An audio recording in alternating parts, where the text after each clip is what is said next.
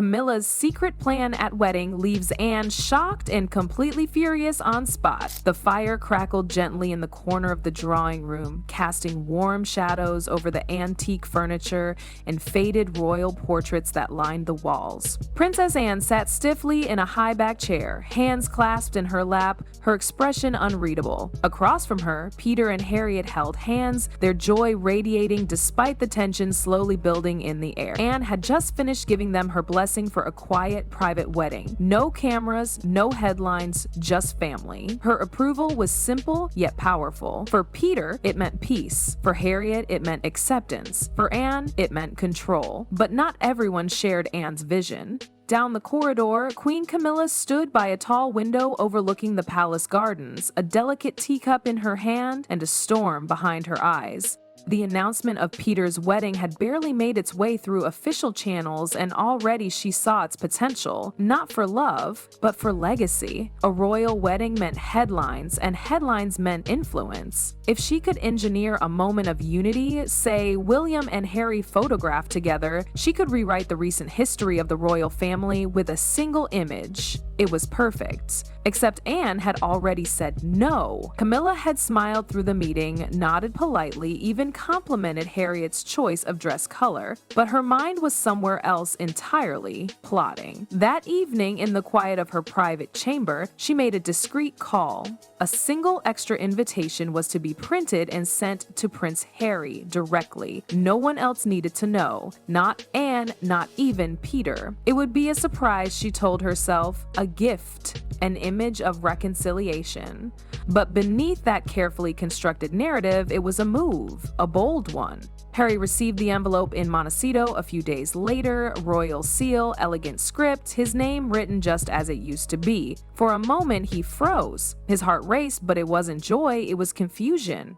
Why now? Why this? He hadn't spoken directly to Peter in months, and his relationship with the rest of the family was, at best, complicated. But there was something about the invite that softened him. Maybe this was it, the beginning of healing. He booked his flight the next day. Meanwhile, Princess Anne had no idea what was coming. Back in London, final preparations were underway. The small candlelit venue on the edge of the city was being decorated with white roses and soft golden lanterns. Anne combed through the guest list again, meticulous. 50 names, she checked each one. No surprises, no risks. Not this time. But surprises were already en route. Harry's plane touched down the morning before the event. Dressed low-key, coat pulled up and hat down, he slipped into the back seat of a waiting car, invitation clutched tightly in his hand. He didn't call anyone, didn't post anything. He just showed up. But when the car pulled up to the iron gates of the villa, things took a sharp turn. The guard stepped forward, tablet in hand, brows furrowed. "I'm sorry, sir, you're not on the list." Harry blinked, stunned. "What? No, I was invited. I have the card." He fumbled to pull it out, only to be met with the guard's firm shake of the head. No record, no exception. Within minutes, cameras were flashing. Reporters, somehow tipped off, captured the scene. Harry alone, frustrated, visibly upset. The pictures flooded the internet within hours, and as Anne sipped her tea inside the venue, smiling at a toast in Peter's honor, she had no idea the first crack had already formed, one that would shatter everything. Harry sat in the back of the black car, hands trembling, jaw clenched tight, as the gates behind him remained firmly shut. The ornate invitation lay torn on the seat beside him, ripped in a moment of frustration he couldn't take back. His mind reeled, not just from the humiliation, but from the betrayal. He had come alone, quietly, without press, without an entourage, and yet the paparazzi were already there, waiting, cameras poised before he even stepped out. It didn't feel like a coincidence. It felt like a setup. Across the city, in a dimly lit Mayfair cafe, Camilla stirred her tea with deliberate calm.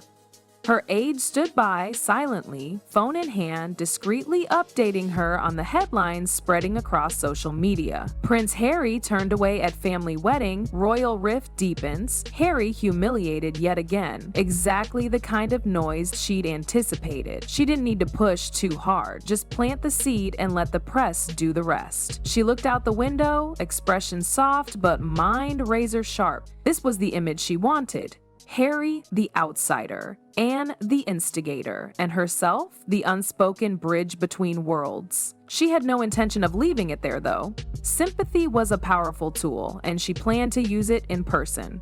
Later that afternoon, Harry received a message from an unknown number. A simple note: "I understand what you're going through. Let's talk. C." At first, he was hesitant, but curiosity mixed with his growing suspicion. He agreed to meet. Camilla arrived at the cafe looking perfectly polished, her gray silk scarf fluttering gently with the breeze. She spotted Harry by the window and approached with a warm maternal smile. "Harry," she said softly, pulling out a chair. "I'm so sorry about what happened." Harry looked up, exhausted. "They didn't even put me on the list," he said, voice low. "After everything, I was willing to show up quietly, no drama. I just wanted to be there for Peter." Camilla reached across the table, her fingers brushing his hand. "I know. And I tried, Harry. I truly did. But Anne was insistent. She thought the press would latch onto you and ruin the day. I told her family mattered more, but she wouldn't listen." Harry's eyes narrowed slightly. "She told me she didn't send an invitation, and now I'm starting to believe her." Camilla didn't miss a beat. She tilted her head, lowering her voice. "Well, technically, she didn't, but someone had to speak up for you. Someone had to try." The implication hung in the air like fog. Harry blinked. "Wait, are you saying you sent it?" Camilla looked down, feigning guilt. "I just wanted you to have a chance to be part of the family again." Harry leaned back, stunned. "So you invited me, knowing I wasn't on the official list. I thought by the time you arrived, things would work out. That Anne would have change of heart," she said, voice soft. "But clearly I misjudged." Silence stretched between them as Harry tried to process the web being spun around him. Camilla continued gently, "She doesn't see what I see in you, Harry. Strength, loyalty, the same qualities your mother had." The mention of Diana made Harry stiffen, emotion flashing across his face. Camila saw it and held the pause just long enough. "I'm not your enemy," she whispered. "I just want this family whole again." Harry nodded slowly, but his mind wasn't settled. Something about this still felt off. But in that moment, the only thing stronger than his suspicion was the ache for someone to take his side. Camila left the cafe with a satisfied smile. The hook was in. Princess Anne stood in the drawing room of her Kensington residence, eyes locked on the scrap of torn paper Harry had thrown at her feet. She didn't need to hold it long to know something was off. The royal crest was misaligned, the ink slightly faded, and the signature looked forged. Her heart sank, not from fear, but fury. Someone had sent that invitation behind her back, and they'd dragged her family's name and Harry through the mud to do it. She summoned Margaret, her longtime event planner, a woman who'd handled everything from royal christenings to quiet memorials. "I need a list," Anne said sharply. "Every person who touched the invitation system, every request logged, every one off command." Margaret, though startled by Anne's tone, nodded immediately and vanished with purpose. Within hours she returned, pale and tight-lipped. "Ma'am," she said, lowering her voice, "it was Camilla's aide. She issued a verbal request for one extra invitation to be printed and mailed directly to America. Said it came from you." Anne didn't speak. She turned toward the window. The city skyline blurred through the glass. Her jaw tightened, fists curling at her sides. Camilla had gone too far. This wasn't just manipulation. It was betrayal. And it wasn't about Harry anymore. It was about Peter, about turning her son's wedding into a battleground for palace games. She picked up the phone, had to get Charles and get her. Later that evening, the confrontation unfolded in a private chamber within the palace, its heavy doors muffling the rising tension inside. Anne sat upright at the end of a long table, a slim file folder in front of her. Camilla entered with her usual poise, pearl earrings gleaming beneath the chandelier, Charles trailing behind her, silent and clearly exhausted. Anne wasted no time. She slid the folder across the table. "That," she said coldly, "is the evidence that you forged an invitation to Harry and staged a media trap at my son's wedding." Camilla didn't flinch, but the color drained from her cheeks. "I didn't forge anything," she replied, voice careful. "I asked my aide to send a gesture of goodwill. That's all." Anne leaned forward, her tone razor sharp. "You used Peter's wedding for your agenda. agenda. You turned Harry into a pawn and made it look like I was the villain. You humiliated him, and you humiliated this family." Charles spoke at last, his voice hoarse. "Camilla, did you really think this would help?"